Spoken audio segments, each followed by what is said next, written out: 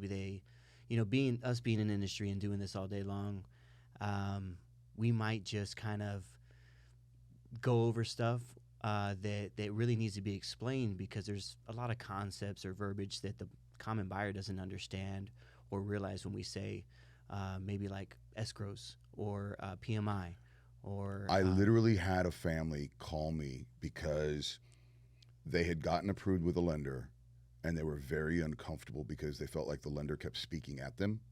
And I asked them, I said, well, what exactly was he saying? And they said, well, he just kept using phrases and words that we didn't understand. Yep.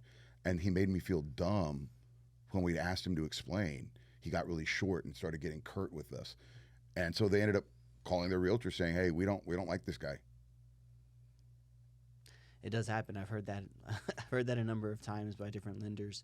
I think it's people that are real experienced and jaded in the business. They kind of go through the motions instead of really being serviceable to the client. And I think it just takes some time and patience, which I feel like me and you've done very well. I've always sat down one-on-one with my buyers before anything starts and really explain the process and find detail. And if they have any questions at that point, then we'll go over it. But it's better to be in a setting like that than just having a quick phone conversation or, quick like conversation when you're out meeting them for the first time or whatnot, or when you're looking at houses, because they're going to be super distracted with the houses. They're not going to pay attention to a thing you say. Going back to that, we have a responsibility, especially on both of our roles, to make sure that not only are they hearing the words we're saying but they're processing the message we're trying to make sure they receive. And it requires sometimes that we do spend that extra time.